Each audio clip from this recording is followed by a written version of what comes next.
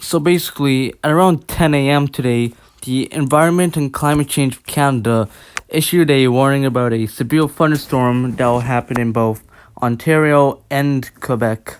For Quebec, the thunderstorm will happen in both Montreal and Sherbrooke. And for Ontario, the thunderstorm will happen in Ottawa. And the thunderstorm will happen around 8 p.m. today. And and for Ottawa, the thunderstorm will end at around 9 p.m., while for both Montreal and Sherbrooke, the thunderstorm will end at around 11 p.m.